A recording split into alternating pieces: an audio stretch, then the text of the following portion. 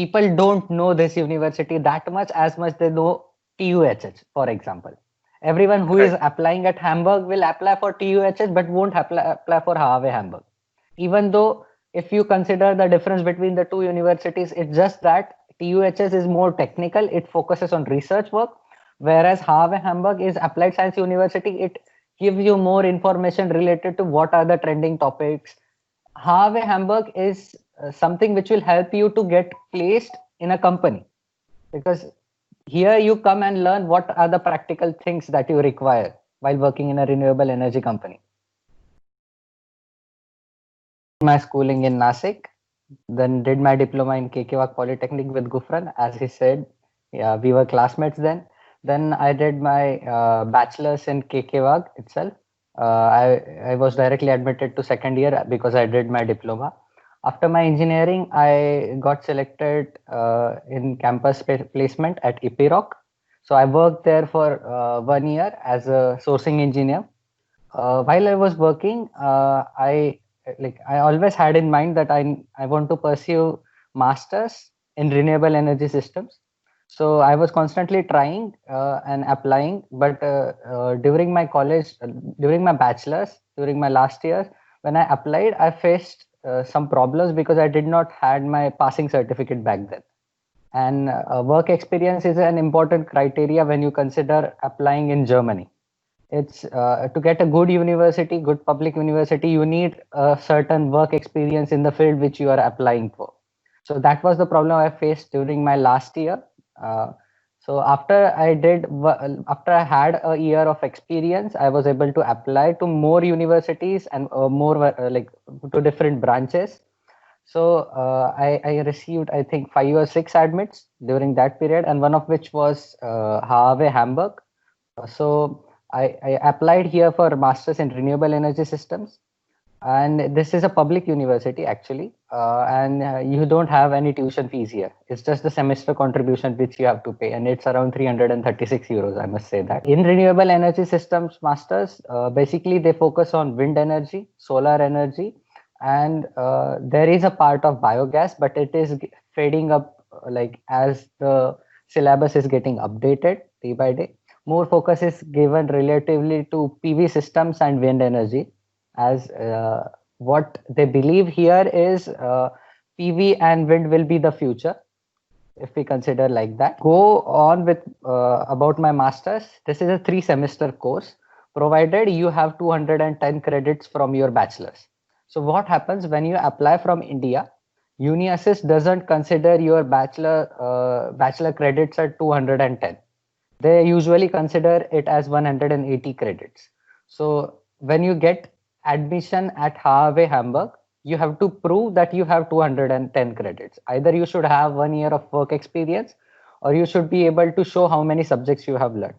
In my case, as I did diploma and bachelor's, I could show my diploma subjects from first year, second year, third year, as well as my bachelor subjects also from the second, third, and fourth year. So that was not the issue in my case. I could easily prove 210 credits without including my work experience also. So now what happens if you don't have 210 credits? You get a remark that you have 180 credits and you have to do one extra semester as a practical semester. That is like you have to do an internship for 6 months. I would say if you get a chance to do an compulsory internship, you should opt for it. You should not skip that. Even though if you, it means that your master's will be of 2 years, that is of 4 semesters. But what happens with mandatory internship is you don't have to pay any taxes on what you earn with that internship. No working hours are calculated with respect to that internships, and it's basically you gain 6 months of experience of working here in Germany, and that you can utilize for getting a technical job in the same company. Hitesh, With that, I'll interrupt you in between. As you said that for students who do not fulfill the 210 credits, so they have to show some work experience, right? So as you were from diploma, so you showed the transcripts from diploma and degree. So I mean the yeah, credits would be more than 210. So you fulfilled the criteria, right? But yes, so for the people who have done only degree, so that means it would be less than 210 in some cases. It differs from university to university, but if we are assuming that it is less than 210, So he should do some work experience for 1 year, and the university considers that work experience and adds up that credit, and then it goes to, more than 210, right? Yeah, actually, it depends on your course coordinator, because here the system is there is no central university or no governing law that this is the case how it should be. For example, my course coordinator was happy with work experience, like he could include that as a credit and give you 210 credits, but it's not necessary. There is also another department, biomedical engineering. In that course, if you are from India and you have 180 credits, then you have to compulsory do 1 semester of internship to get 210 credits. In India. Okay. No, and after coming here. So like you get Okay, the after admit. coming there. Yeah, you get the admit, you can start with your course, you can do everything. But the only thing is that even if you are done with master thesis, you won't complete 300 credits. So basically, in Germany, there is a rule that whenever you will be only awarded a master's degree when you have 300 credits in total. So 180 credits or 210 credits from bachelor's, and the remaining credits from this master course, and then you will be awarded a master's degree here. Yeah. If you have 180 credits, you don't complete 300 credits after Mhm. coming here. You are short of 30 credits in that case. So that 30 credits is awarded to you if you do internship in a company for 6 months. It is also Okay, called as a this is a practical useful semester. point. Yeah. Hmm. Right, right. Because most of the students they get confused because of this ECTS or credits, and they are afraid of applying to that particular university. But I think if we contact with the program coordinator and ask them over mail, so they definitely help you out. Like as you told, you can ask the coordinator, and if he agrees, then we can definitely apply to that particular university, right? Yes, that's true. Now, the thing with my university is you won't find Harvey Hamburg everywhere. So Right. that's why what happens here is the applicants who are applying for these courses are less than compared to TUHS. To get into TUHS, you need crazy grades like I must not Yeah, mention like yeah, I know. 9.3 pointers or something like that. At Harvey, right now, the grade is like 2 point below. You need a score of below 2.5 German scale equivalent. You can apply at Harvey Okay. with that. If you Yeah, have less than exactly. They can. 2.5, yeah, if you have less than 2.5, you have a GRE score and you have some relevant work experience, the chances of getting an admit here is way too high. Great, because you get to study in a public university, and Yeah. that too it is reputed in terms like in similar terms like TUHH. Yes. So I think students should definitely apply over here. And students with the fear of this admission criteria, they don't apply and they don't see the requirements carefully also. So I think The you have thing mentioned is, the right point. Why you selected particularly Germany for masters, not US, Canada, and other countries? Why particularly Germany? there were two reasons. The first one will be like when I got my admission in diploma, everyone was like from my family background that you should do masters, you have the talent, or you like to study a lot, so you should obviously focus on a long term goal, which is like pursuing a masters. At that time, it was like I knew many German brands, so it was attached in my heart that yes, Germany is a great country. As I grew up, I got to know that you could not only do masters in Germany, but you can do in USA, Canada, and all other countries. Then came the aspect of financial reasons. Like suppose the first thing is financial status. If you do a masters in USA, you will be easily spending around 40 lakhs on your master. The same is with Right. Canada. The simple thing is if you come to Germany, you will be spending only around 15 to 16 lakhs if you get a public university, and that includes your living cost and everything. So in two Right. years, you either pay 40 lakhs plus extra cost or you pay 16 lakh. That was the first thing which I got clear. The second thing is whenever it comes to anything related to mechanical, the first country I would prefer is Germany. If you are Mhm. from a IT or computer background, then it is USA. But nowadays Okay. things are changing in that factor also. Uh, People don't know the reality here. If you have done like a bachelor's in computer or ENTC or anything related to IT, and you have good programming skills, or you have knowledge in that sector and have an experience, you can come here and get a good job very easily, and that too in English language. I'm not saying you must know German language also. there is there are a lot of opportunities here if you are related to computer, ENTC, and those sectors, because usually what happens, people from those sectors either go to USA or any other country. They don't think Germany as an option, but this is a big market if you consider that. That point is quite interesting because people, they usually think about, I mean, the computer science students, they think about US and other countries. But yeah, if you are saying Germany is also a good option, considering they have to speak in English. So that is the major advantage for the computer science and the people from ENTC department. I would like to ask about, see, your course is more related to renewable systems. So can you speak more about that? What are the opportunities in that field? Because see, you have done your studies in mechanical engineering department and now you're switching to this department. So you must have thought something related to this department, like the renewable systems and all. So what are the opportunities in this department? I wanted to learn about renewable energy because that is something which I felt is the future. So after doing my mechanical engineering, if we talk about my course, there are many subjects which are related to mechanical, because or I must say many subjects related to our bachelors, because bachelors in India, especially from Pune University, it consists of is not straight focus. Like if you are mechanical, you are only going to study design. It's not like that. You get an overall you get to figure out the whole engineering aspect. You at least have one subject related to each department. The same is in this course. I would say in this course, I had thermodynamics, a part of it. I studied wind energy 1 and 2, which one was related to mechanical aspects of wind turbine, and 2 was related to electrical aspects of one wind turbine. So electrical is also covered in it. Then there was PV systems. It was more related to solar panels and how their connections should be, how they should be arranged to get optimum energy output. Or if in future I have to plan a project, how will I plan that project? And everything related to its cost.